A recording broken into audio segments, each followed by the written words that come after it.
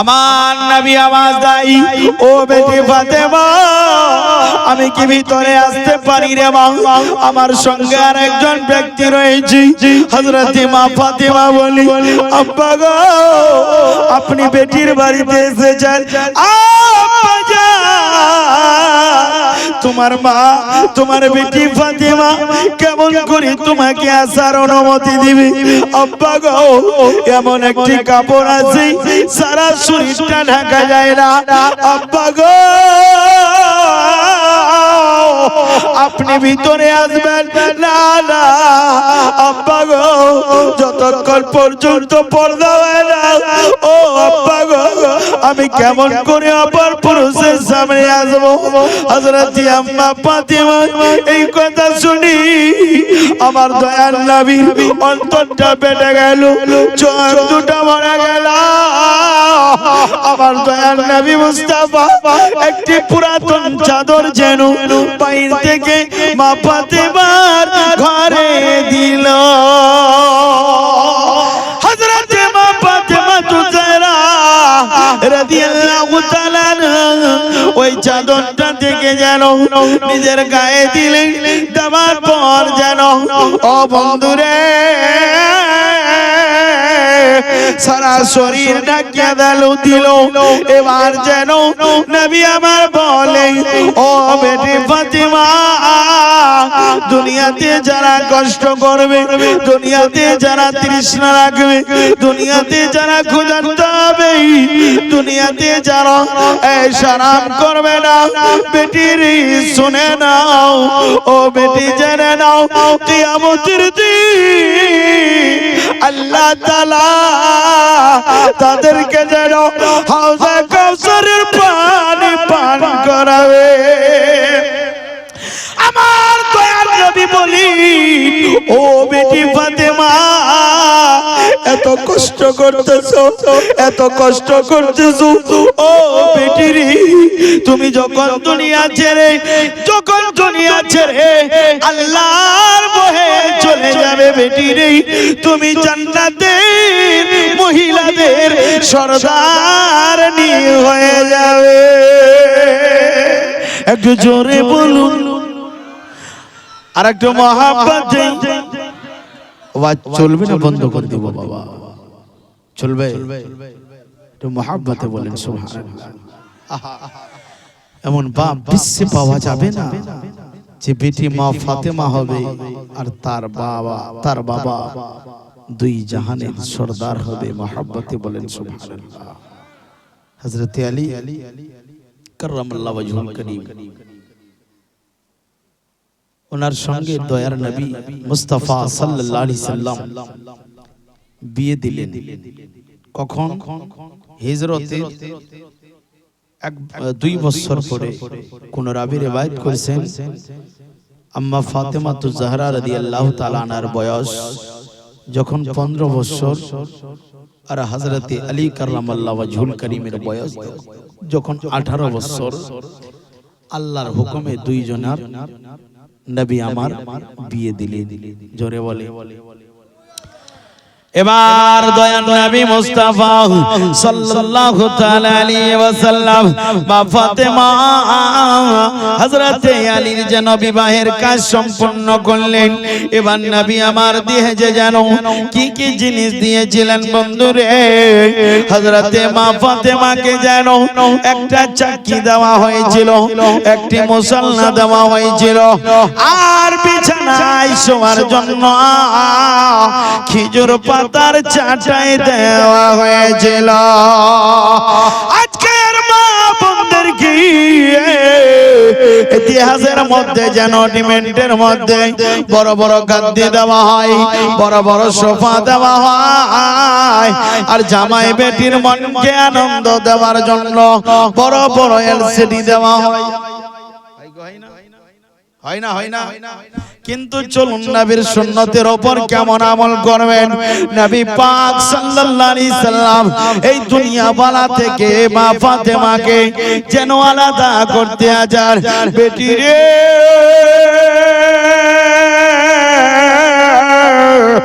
ও বেটে ফাতেমা, কষ্ট যত করবে আখিরাতে তত লাভ আছে। এবার নবী পাক সাল্লাল্লাহু আলাইহি সাল্লাম ফাতেমাতুজ জাহরা রাদিয়াল্লাহু তাআলা আনহার যেন বিবাহের কাজ সম্পন্ন করলেন। পানি আনা হলো, পানিতে দম করতেছে, আর দম করার পরে মাওলা আলীর গায়ে আর মা ফাতেমার গায়ে যেন ওই পানি যেন ছিরকা মারলো।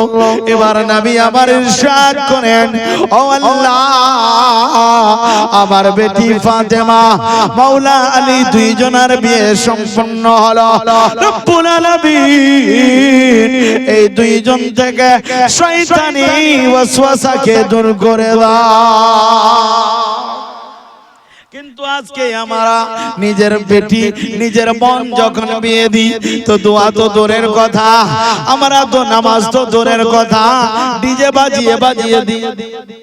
আপনাদের দিকে বাজায়, পিতম্বরে বাজাই না? আচ্ছা বলেন, যে নেকির কাজটা গুনাহ থেকে শুরু হবে রে? আরে এত হাল্লা কেন করো রে বাবা? নাকি ভালো না লাগলে বাড়িতে গিয়ে ঘুমাও। নিজে ডিস্টার্ব করছো, আমারে ডিস্টার্ব রাখছো নাকি?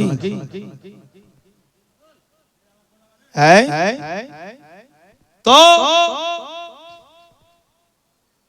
আজ জানে মোহতারাম কি দেয়? ডিজে বাজায়।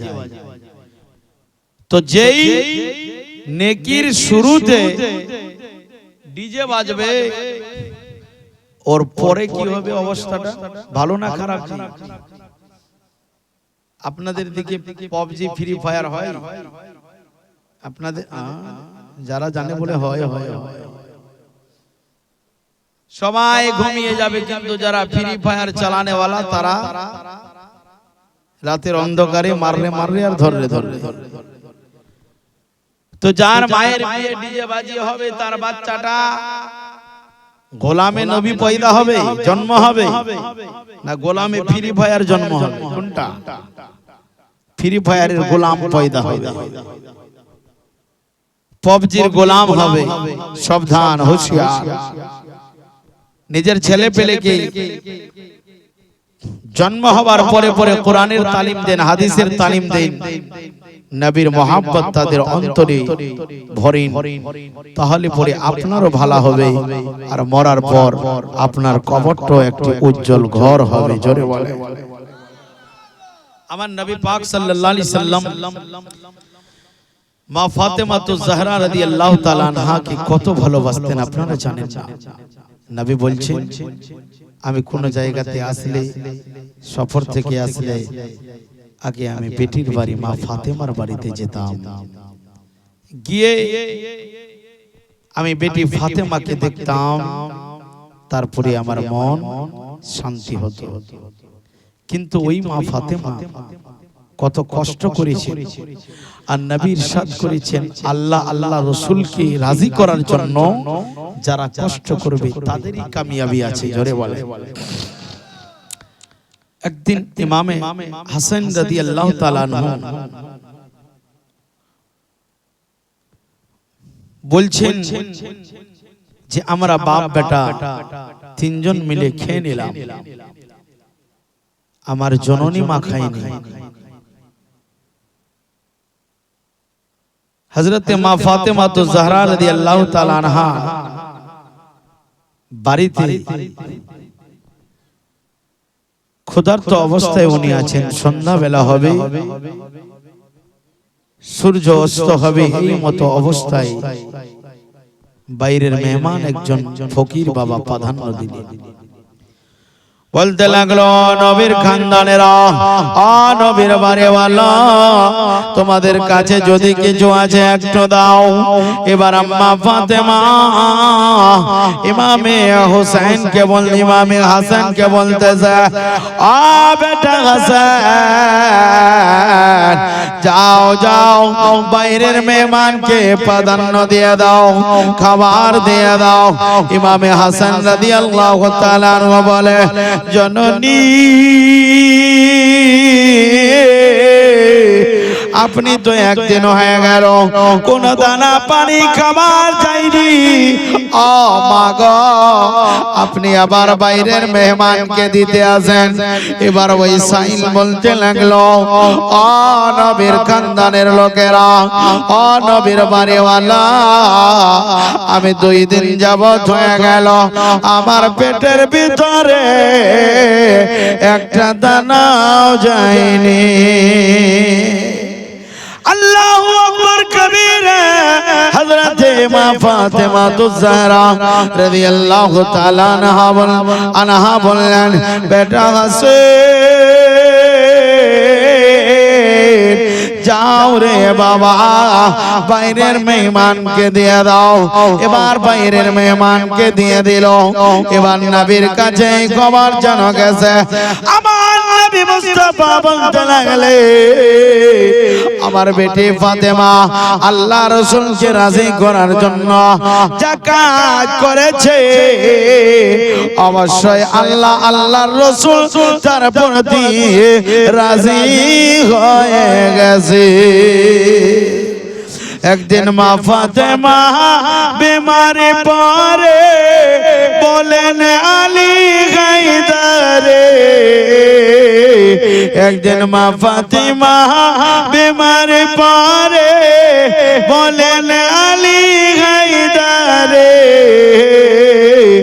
একটি জবানিয়া পিরিয়া দেন গো আমারে, সাবি কাবালে গো আমারে। জোরে বলে। একদিন মা ফাতেমা বিমারে পড়ে, বলেন আলী হায়দারে। একটি জবানিয়া পিরিয়া দেন গো আমারে, সাবি খাওয়ানে গো আমারে। ঘরে আছে চাদর আমার, বিক্রি করেন বাজারেতে। ঘরে আছে চাদর আমার, বিক্রি করেন বাজারেতে। সেই পয়সা টিতে সেব করি দে, সেই পয়সা টিতে সেব করি দে। এনে দিবেন গো আমারে, সাবি খাওয়ানে গো আমারে। একদিন মা ফাতেমা বিমারে পড়ে, বলেন আলী হায়দারে। একটি জবানিয়া পিরিয় দেন গো আমারে, সাবি কাবারি গো আমারে। আলী বাজারেতে গেলেন যখন, পরে একজন ফকির এলেন তখন। আলী বাজারেতে গেলেন যখন, একজন ফকির এলেন তখন। 3 দিন ধরে খাইনি মাগো, 3 দিন ধরে খাইনি মাগো, কিছু দিবেন গো আমারে, সাবি খাওয়ানে গো আমারে। একদিন মা ফাতেমা বিমারি পড়ে, বলেন আলী হায়দারে। একটি জবানিয়া পিরিয়া দেন গো আমারে,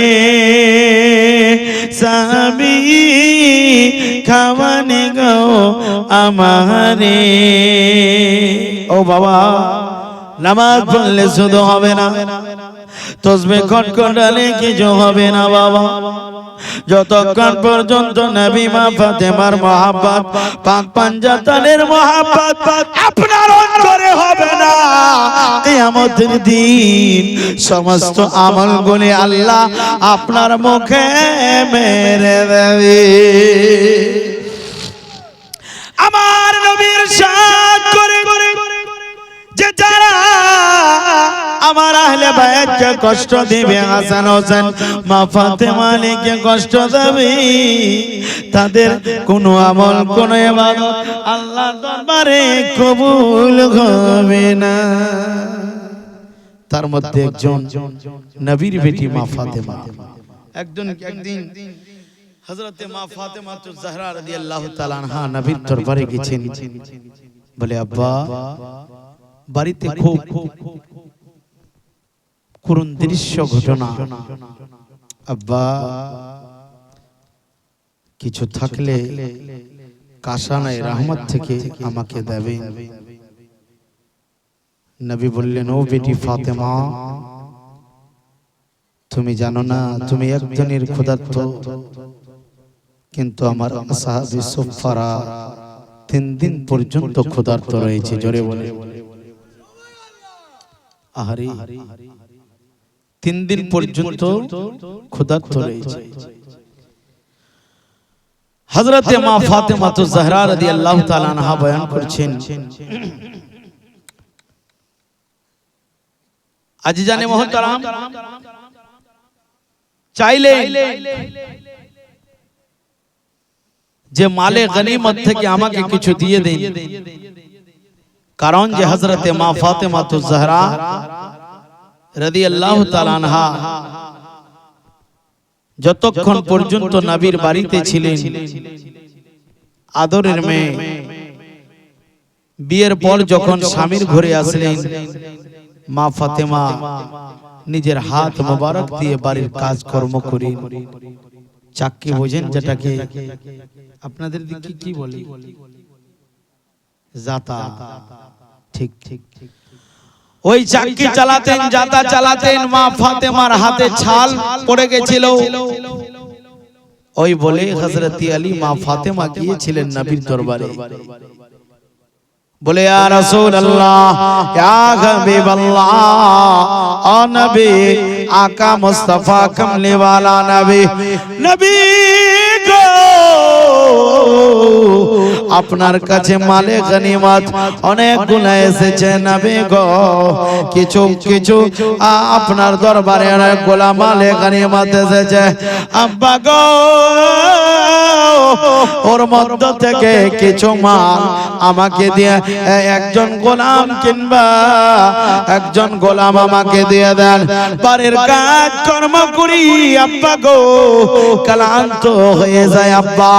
আমার দয়ার নবী মুস্তাফা শুনে বলতে লাগলেন, এটা নবীর বেটি ফাতেমা বলছে নাকি? এবার নবী আমার বললেন, ও বেটি রে, তুমি জানো না, জানো না, ও বেটি ফাতেমা, শুনে নাও, শুনে নাও, তুমি চাইছো আমার কাছ থেকে গোলাম। ও বেটি ফাতেমা, আমি চাই বেটি রে, তোমাকে ওই মালে গনিমতের চাইতে, তোমাকে ওই গোলামের চাইতে বেশি কিছু যদি আমি দিয়ে দিই, আল্লাহর দেওয়া কালাম, তুমি খুশি হবে না বেজা? বলে আব্বা, আমি খুশি পাবো। আমার নবী বলতে লাগলে, ও বেটি রে, যেদিন বেশি ক্লান্ত হয়ে যাবে, যেদিন বেশি তোমার পরিশ্রম হয়ে যাবে, ও বেটি ফাতেমা, তুমি ঈশান নামাজ পড়ে যখন বিছানার মধ্যে যাবে, ও বেটি ফাতেমা, সর্বপ্রথম আয়াতুল কুরসি পড়ে নিজের উপরে দোয়া করবে রে মা, তারপরে 33 বার সুবহানাল্লাহ, তারপরে 33 বার আলহামদুলিল্লাহ, তারপরে 34 বার আল্লাহু আকবার বলে এই তাসবিহ পড়ে ঘুমিয়ে যাবে। দেখবে আল্লাহর কুদরতে তোমার সব শরীরের ক্লান্ত দূর হয়ে যাবে। ও বেটি ফাতেমা, এই আমল যারা যারা করবে নবীর সুন্নতের প্রতি আমল হবে। আর এই আমলের কারণে আল্লাহ তাদের প্রতি রাজি হয়ে যাবে। মোহাব্বতে বলেন কেন চিনলে না রে মান, কেন ভাবলে না রে মান, মা জননী এক ফুলের মতো। বাস্তবে মা বাবা কোন জিনিস যখন থাকে না ওরা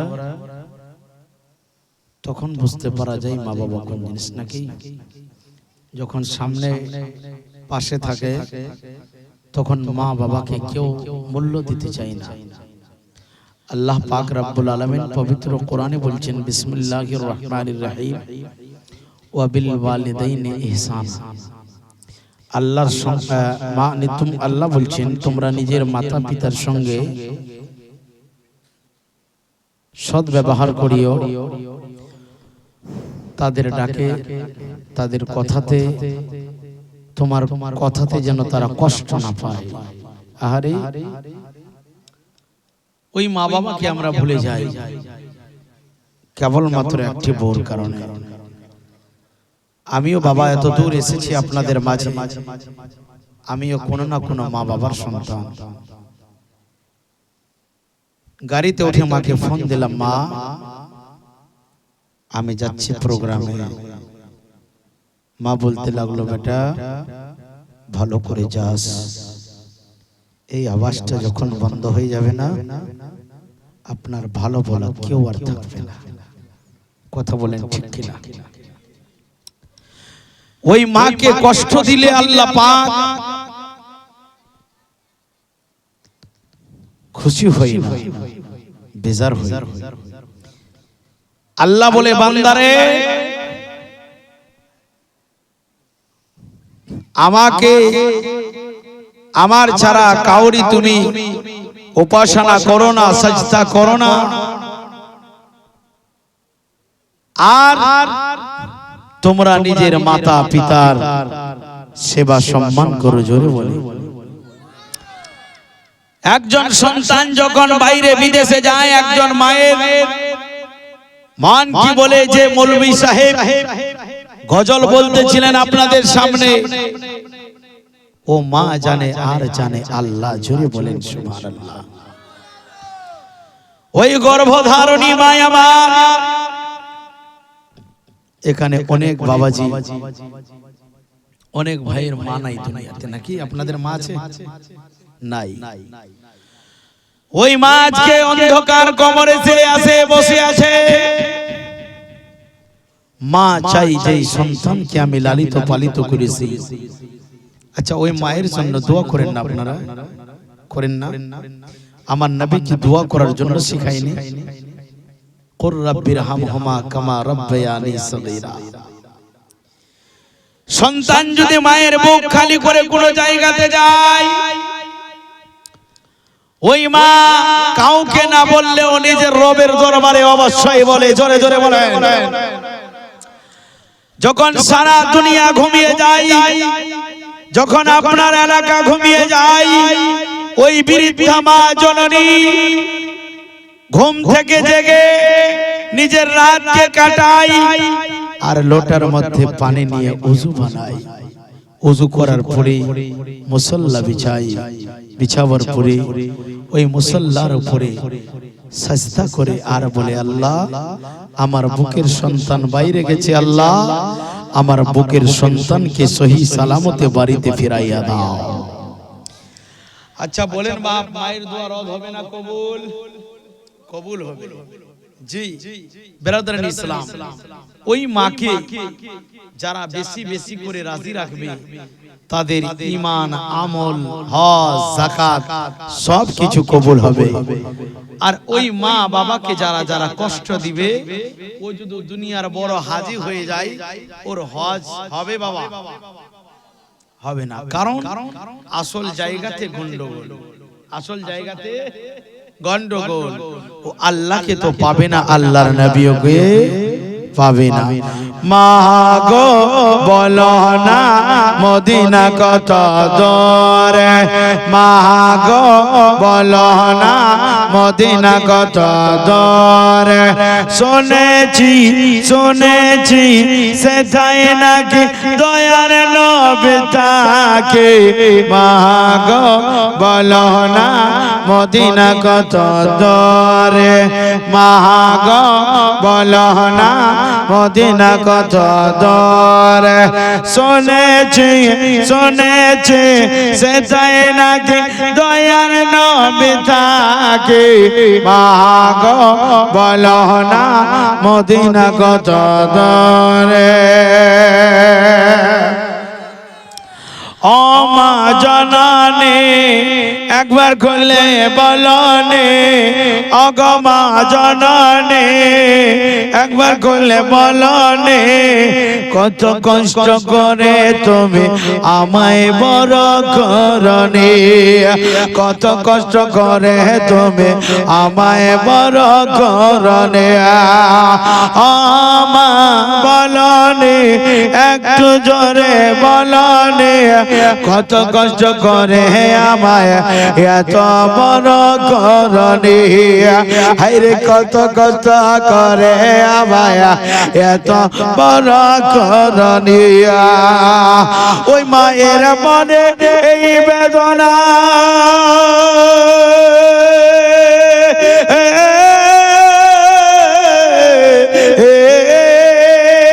মায়ের মনে এই বেদনা, মায়ের মনে এই বেদনা কেন তোমরা বুঝলে, মা গো বলো না মদিনা কত দূরে, মা গো বলো না মদিনা কত দূরে। শুনেছি শুনেছি সেটাই নাকি দয়ার নবী থাকে, মা গো বলো না মদিনা কত দূরে। মহব্বতে একটা বাচ্চা যদি কলেজে যায় কিংবা স্কুলে যায়, সব চাইতে তার যদি রক্ষণাবেক্ষণ করে সেই লোকটাকে, কথা বলেন বা, সেই লোকটার নাম হলো জননী মা। ওই মা জননী আজকে অনেক অনেক মেরে মারা রে বাবা, এক অন্ধকার কবরে পড়ে আছে। ওই মায়ের জন্য প্রতি বৃহস্পতিবার দোয়া করবে, কবরের জিয়ারতের জন্য যাবে। অবশ্যই আপনার দোয়ার বরকতে আল্লাহ মায়ের কবরটা শান্তি করবে। হায়রে মা জননী এত কষ্ট করেছিল, এত কষ্ট করেছিল। আপনারা আমরা যখন মায়ের গর্ভে, হায়রে মা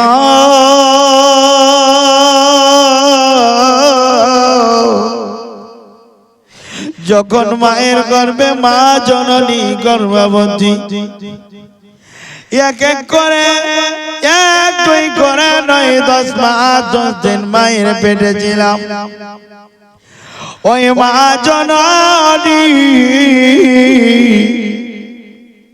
কত কষ্ট করে সন্তানকে নিজের গর্ভ থেকে দুনিয়ার মধ্যে ভূমিষ্ঠ করেছে। ও বাবা শোনা লাগলো না? ওই মা জননী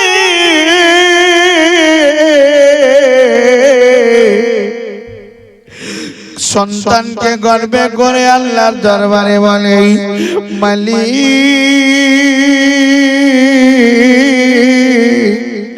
আমার সন্তান দুনিয়ার বুকে আসবে গো আল্লাহ, আমার সন্তানরে তুমি ভালো কইরা রাখেও। এটা কোন হাদিস কোরআন না, বাস্তব একটি ঘটনা বাংলাদেশে ঘটেছিল। মা জননী গর্ভবতী রয়েছে আব্বারে দুঃখের পাহাড় মায়ের মনে, কষ্টের যন্ত্রণা মায়ের মনে, বলে বাড়িতে প্রসব হবে না, হাসপাতালে হবে। হাসপাতালে গিয়ে যাবার পর ডাক্তার বাবু বলতেছে তার স্বামীকে, আপনি মা নিবেন না ছেলে নিবে? এবার তার স্বামী যেন দুই নৌকায় পা দিয়েছে। এবার স্বামী বলে, ডাক্তার বাবু আমার ছেলেও চাই আর বউ চাই, স্ত্রী চাই। এবার ডাক্তার বাবু বলতে লাগলেন, না না, দুই জনার মধ্যে একজনকে নিতে হবে। আপনি কারে চান? আপনি কারে বাঁচাতে চান? কিন্তু কুরবান হয়ে যান না ওই মায়ের পড়ে। এবার মা চললি ওই সন্তান দুনিয়ার বুকে আসবে, ভূমিষ্ঠ হবে। স্বামীর হাতটা ধরে বলতেছি, স্বামী গো আপনি বলুন আপনি বাচ্চা চান? কারণ যে আমি যখন দুনিয়ার বুকে আবার বাচ্চা জন্ম হবে, বুক ভরে একবার বাচ্চাকে দেখে নেব, আমি খুশি খুশি দুনিয়া ছেড়ে যাব। ওই মা জননীর উপরে কুরবান হয়ে যান। মা জননী বলতেছে, স্বামী গো আপনি বাচ্চাটারে নিন। কিন্তু স্বামী তো অঝর নয়নে ঠুস ঠুস করে কান্না করে আর বলতে লাগে, বাবু কোন এটা পরীক্ষা গো আল্লাহ ও রব্বুল আলামিন, একজনকে চাইলে আর একজন চলে যায়। এবার বারবার স্ত্রী বলতে লাগলো, স্বামী গো আপনি বাচ্চার বনে সাইন করে। তার স্বামী যেন সাইন করে আর বুকটা যেন ফেটে যায়, চোখ দুটা মরে গেল। কোন এমন স্বামী দুনিয়ার বুকে আছে নিজের স্ত্রীটা মারা যাবে আর সে বনের মধ্যে সাইন করবে? এবার বলতে লাগলো, ও আমার অর্থাৎ আমি তো সাইন করলাম। এবার বলতে লাগলো, স্বামী গো এবার আপনি নিশ্চিন্ত হয়ে যান গো স্বামী। দুনিয়ার বুকে অনেক মা বোনেরা আছেন নিজের স্বামীকে ভালোবাসতে যায় না, কিন্তু জানে না তার স্বামী তাকে কতটা ভালোবাসা। সব সময় ভালোবাসলে শুধু ভালোবাসা নয়, স্বামীরা যখন ডাক দেবে, স্বামীরা যখন রাগ দেখাবে গো, আপনি বুঝে নিবেন তার রাগের মধ্যে প্রেম লুকিয়ে আছে। এবার বলতে লাগলো, স্ত্রী রে আমি যেন সাইন করে দিলাম। এবারে একটা পরে ওই মাকে যেন সিজার অপারেশন থিয়েটার রুমে ঢুকিয়েছে। এবার মালিকের দরবারে, আল্লাহর দরবারে বলে, আল্লাহ আমাকে নিয়ে নিও, আমার সন্তানটাকে নিও না। ও বিশ্বের মুসলমান, এবার আস্তে আস্তে করে যেন সব কার্যক্রম শুরু হয়ে গেল। ওই মা জননীর বাচ্চাটা যেন প্রসব হয়ে গেল, অপারেশন করে দিয়েছে। এবার অপারেশন করার পরে রে বন্ধু আমার, ওই মা জননী নিজের বাচ্চাটাকে দেখতে যাই। এবার ওই বাচ্চাটাকে নিয়ে নার্সরা যেন ওই মায়ের কাছে যেন আসতে লাগলো। ওই মা জননী ওই বাচ্চাটাকে যারা বুকে জড়িয়েছে, কপালে চুম্বন দেয় আর বলতে লাগে, ও আমার কলেজার টুকরানি, তোকে প্রসব যাওয়ার জন্য নিজের জীবনটাকে আমি তাই লাগিয়ে দিলাম। উরে আমার সন্তান রে, তুই দুনিয়ার বুকে থাকো, আমি দুনিয়া ছেড়ে যাই। এমন করে মা জননী ওই বাচ্চার মুখে চোখে চুম্বন দিয়ে যায়। আল্লাহু আকবার। ওই মাকে ভালোবাসা দরকার আছে নি বাপ? অবশ্যই।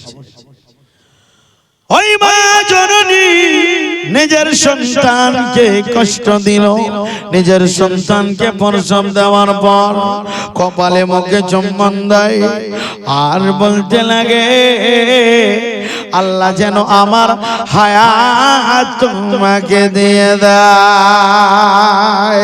একটু জোরে বলে আর একটু মহাব্বতে বলে, মা তুমি কেমন আছো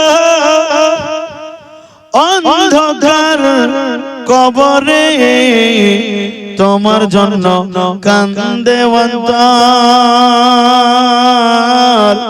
দুই চোখের পানি ঝরে, তোমার জন্য কান্দে অন্তর,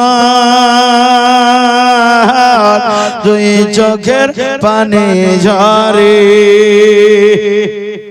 মা তুমি কেমন আছো, মা তুমি কেমন আছো অন্ধকার কবরে, তোমার জন্য কান্দে অন্তর, দুই চোখের পানি ঝরে, তোমার জন্য কান্দে অন্তর, দুই চোখের পানি ঝরে।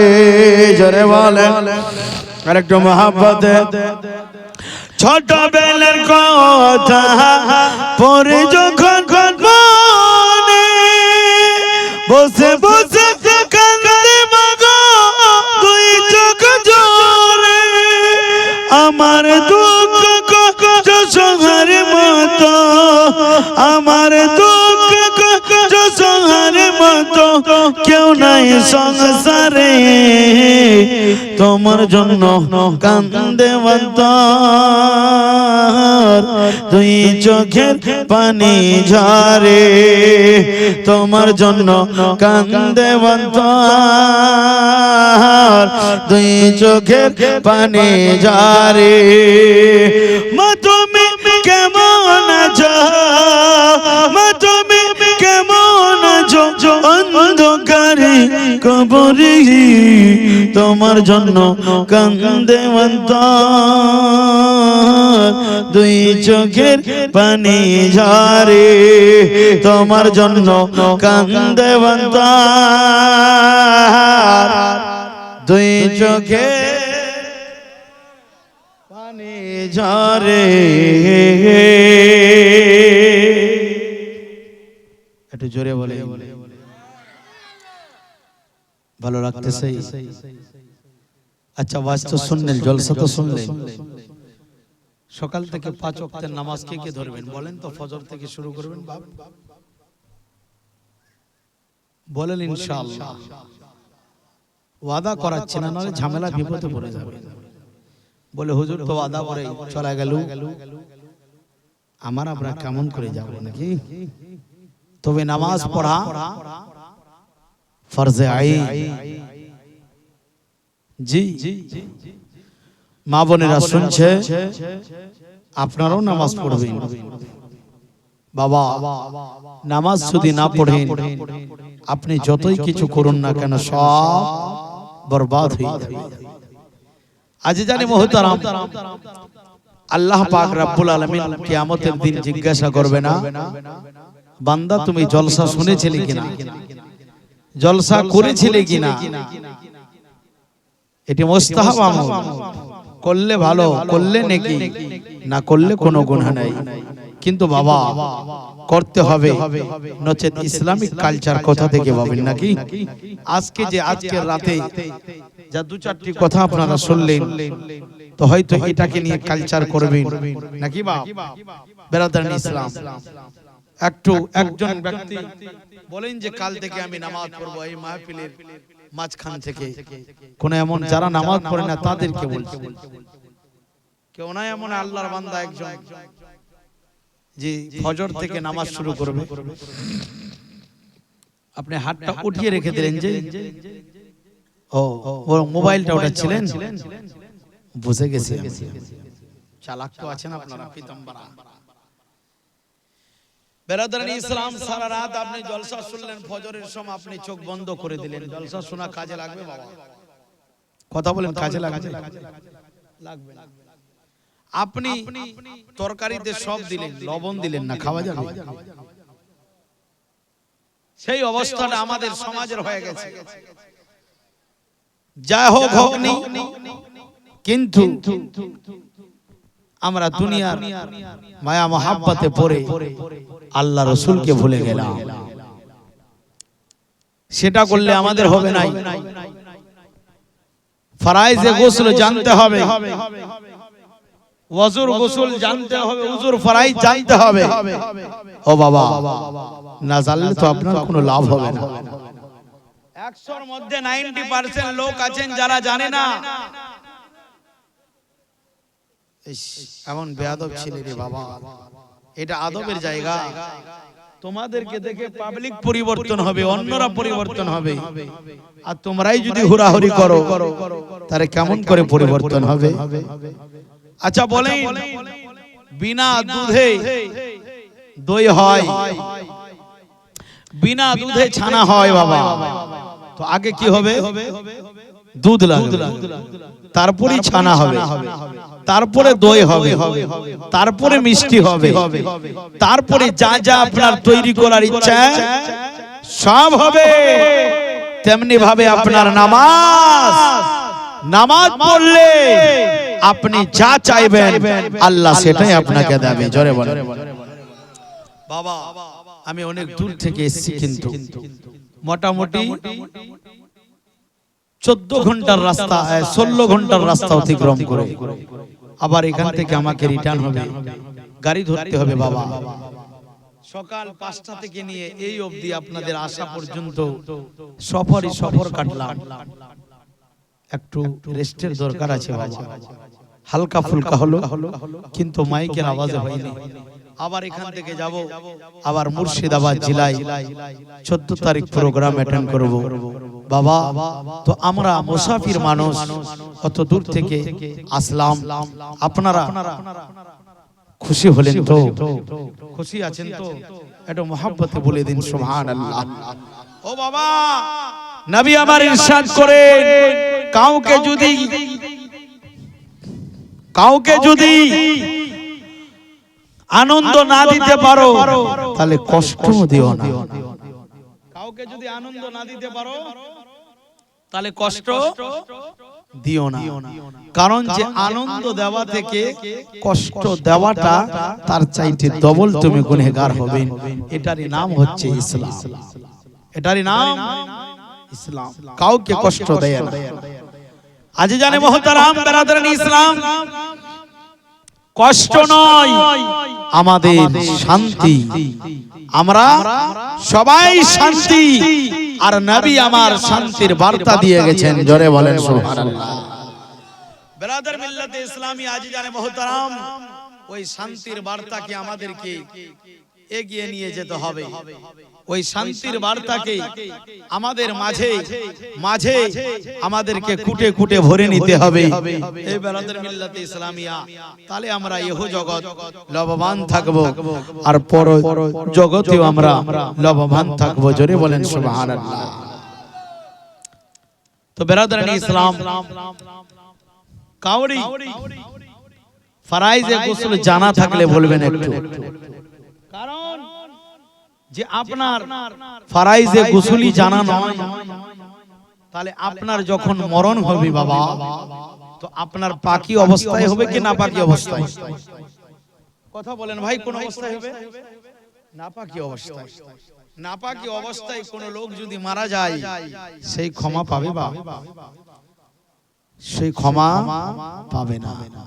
কারণ যে তার সারা শরীরটাই নাপাক, আর মরে যাবে। মরার পর কাফন দাফন করাই না, জানাজার নামাজ হয় না, কবরে রাখা হয় না, মুনকার নাকির আসে না, প্রশ্ন করে না, তো সে নিজের দেহটাকে নাপাক নিয়ে গেল আর সেইখানে সে উত্তর দেবে কেমন করে এই জন্য নবী আমার ইরশাদ করেন ইলমে দ্বীন হাসিল করো অর্জন করো জ্ঞান অর্জন করা ফরজে আইন মহব্বতে বলেন মারহাবা আর একটু জোরে বলেন মারহাবা আর একটু চিৎকার মারে বলেন মারহাবা জি বেরাদারান ইসলাম আল্লাহর নবী ইরশাদ করেন উতলুবুল ইলমা ওয়ালাউ কানা বিসিন দ্বীনের শিক্ষা অর্জন করার জন্য যদি চীন দেশে যাওয়া লাগে বাপ আপনাকে চীন দেশে যেতে হবে তবু জ্ঞান অর্জন করা একান্ত নেসেসারি দরকারি একটু জোরে বলতে হবে সুবহানাল্লাহ বেরাদারান মিল্লাতে ইসলাম আল্লাহ আমাদেরকে সকলকে যেন শোনার চাইতে আমল করার তৌফিক দান করুক সবে বলি আমিন আজিজানে মুহতারাম সময় মোটামুটি দুটার পার করে গেছে বাবা আর ফজরের নামাজও আদা করতে হবে আমরা আবার গাড়িও ধরব এই গজলটা বলে হয়তো আমি নিজের বক্তব্যকে ইতি করব বেরাদারান ইসলাম যারা নামাজ পড়ছেন ভোরবেলা 3টার সময় যদি আপনি জাগেন আর একটু যদি আপনার পিঠটা লেগে যায় তাহলে কি হবে হয়ে গেল না নামাজ হয়ে গেল আপনার বিছানায় আরে বাবা জি কেমন করে ঘুমাও তুমি ফজর করে গাজা এত চিৎকার করে বললে আসলে জলসার ধ্যান সব ওদিকে চলে যায় আরে এমন তো হতে পারে জোহরে জানাজা কথা বাস্তব না বাবা এগুলা কিন্তু আমরা মনে করি না মনে করছি যে মরে গেছে ওই মরবে আমাকে মরতে হবে না কিন্তু না প্রত্যেকের জন্যই তো একটাই কানুন প্রত্যেকের জন্য তো একটাই ল নাকি এমন তো হতে পারে তোমার জোহরে জানাজা কেমন করে ঘুমাও তবে কেমন করে ঘুমাও তুমি ফজর করে কাজা আরে এমন তো হতে পারি তোমার জোহরে জানাজা আরে এমন তো হতে পারি তোমার জোহরে জানাজা মুসলিম হইনা জন্ম নিলে মুসলমানের ঘরে আর কাফির মুমিন তফাৎটা হয় নামাজের ভিতরে মুমিন সালাতের পরে কথা ভুল না ঠিক মুসলিম হয় না জন্ম নিলে মুসলমানের ঘরে আর কাফের মুমিন তফাৎটা হয় নামাজের ভিতরে মুমিন সালাতের পরে এই জীবনে নামাজ এই জীবনে নামাজ হয় না কবু কাজা আরে এখন এমন তো হতে পারি তোমার জোহরে জানাজা কেমন করে ঘুমাও তুমি ও মুমিন ভাই ও মুমিন ভাই কেমন করে ঘুমাও তুমি ফজর করে কাজা আরে এমন তো হতে পারে তোমার জোহরে জানাজা আরে এমন তো হতে পারে কথা আমার সঙ্গে পড়বেন না আপনারা একটু পড়েন সবাই মিলে জোহরে জানাজা একটু মাহফিলের লোক পড়েন না এমন তো হতে পারে ফেবিকুইক কত টাকা করে আপনাদের এলাকায় ফেবিকুইক কয় টাকা 5 টাকা এত সস্তা নাকি মুখে ফেভিকুইক লাগা আছে? নাই না, তো আমার সঙ্গে পড়েন না, ইয়া বনতে পারে। আমার নবীর ইরশাদ করেন, উম্মত উম্মতি রে, মৃত্যুকে স্মরণ করো। বলে নবী যে মৃত্যুকে স্মরণ করলে কি হবে? আমার নবী বলে, উম্মত উম্মতি, যতবার মৃত্যুকে তুমি স্মরণ করবে রে উম্মতে, ততবার তোমার দিলে আল্লাহর ভয় প্রদান হবে। বলে ও নবীজি, যতবার ভয় প্রদান হবে কি হবে? আমার নবী বললেন, ও আমার উম্মত উম্মতি, ও আমার কালমা পড়নেওয়ালা, যতবার তুমি মৃত্যুকে স্মরণ করবে, আল্লাহর ভয় প্রদান হলে তুমি গুনাহ থেকে বেঁচে যাবে। আর এমন তো হতে পারে, পড়েন, আমার জহরে, আরে এমন তো হতে পারে জহরে, কেমন করে ঘুমাও তবে ও মুমিন ভাই, কেমন করে ঘুমাও তুমি ফজর করে কাজা। আরে এমন তো হতে পারে, আমি এটা বলবো না, আপনারা বলেন জহরে, আরে এমন তো হতে পারে জহরে জানাজাত, বেনামাজির লাশকে যখন কবরে রাখিবে, আর মাটির চাপে ভাইরে তার হার পাজর ভাগিবে, ভাইরে হার পাজর ভাগিবে। কারা কারা এখন নামাজ পড়তে চান না? কথা বলে। হাদিস পাকের মধ্যে নবী আমার বলেন, বেনামাজের লাশকে যখন কবরে রাখা হবে বন্ধুরে, ওই মুর্দার ব্যক্তি বলবে, আমি কোথায় চলে আসলাম, এত অন্ধকার ঘর কেমন করে থাকবো? ওই কবর তো আপনার সারা জীবনের হিসাব বার করবে। এত খাট পালঙ্গের বিছানায় ঘুমাই, এত স্পঞ্জের বিছানায় ঘুমাই, তবু ঘুম করে না, ধরে না। এত অহংকার কেন? এত অন্যজনের পর অত্যাচার কেন? এত তৃষ্ণা কেন? এত চোখের দৃশ্য খারাপ কেন? বন্ধুরে,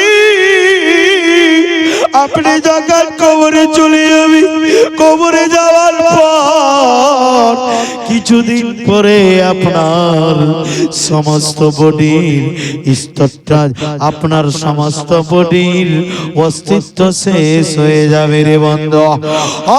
পীতাম্বর গ্রামের আমার জওয়ান যুবক, একটু কান কারা করুন, খুব খেয়াল করুন রে। দুনিয়ার বুকে বড় বড় বাদশা এসেছিল, নমরুদ, ফিরাউন, হাম্মাম, সর্দার সবাই এসেছিল।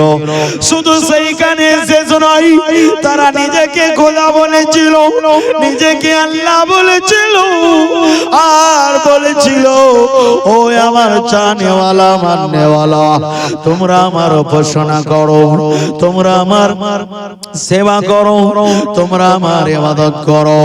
কিন্তু আমার আল্লাহ বলে, আল্লাহ তা'বুদু ইল্লাল্লাহ ওয়া লা তুশরিকু বিহি শাইআ।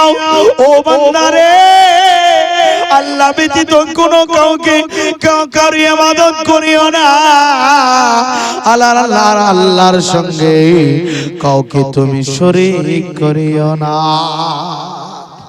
একটু জোরে বলেন মারহাবা, আর একটু জোরে বলেন সুবহানাল্লাহ। ও যুবক,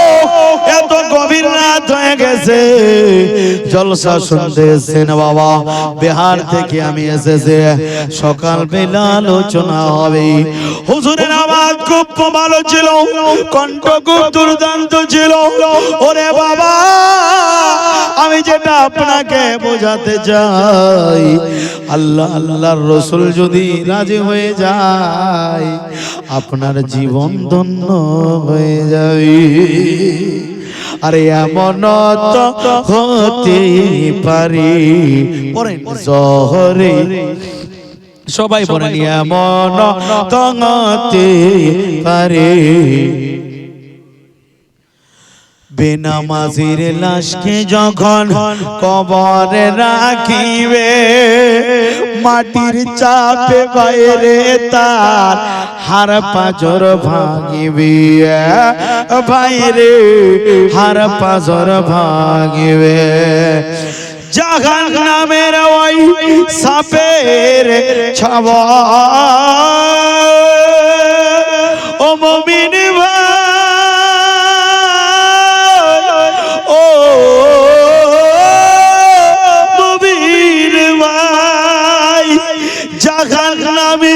ওই সাপের ছবল বেনামাজের সাজা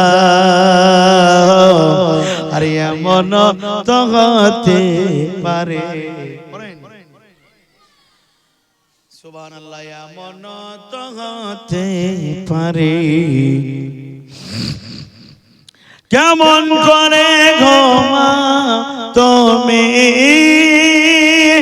কেমন করে ঘুমাও তুমি রে ফজর করে কাজা রে এমন তো হতে পারে জোহরে জানাজা